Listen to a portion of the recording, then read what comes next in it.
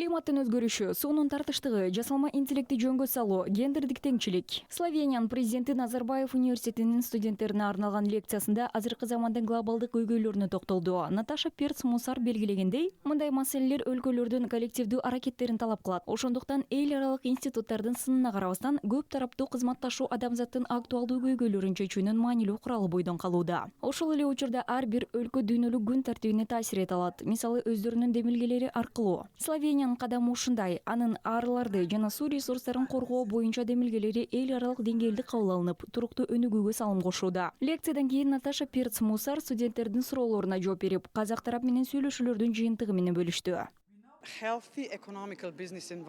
Саламаттуу экономикалык бизнес чөйрө маанилүү болуп эсептелет. Бул болжолдуу салык саясатын билдирет. Саясатчылар келечекте бизнести өнүктүрүү үчүн жакшы негиз боло турган көптөгөн келишимдерге кол коюшса, биз буга умтулушубуз керек. Бул менин Астанага болгон сапарымда ишке ашты. 3 меморандумга кол коюлду, дагы 2 процессте. Ал эми эки тараптуу соода жүгүртүү алда канча көп болушу мүмкүн деп ишенем. Анткени бул үчүн бардык шарттар жана мүмкүнчүлүктөр бар. Bilateral exchange could be much bigger, and there are many opportunities for that.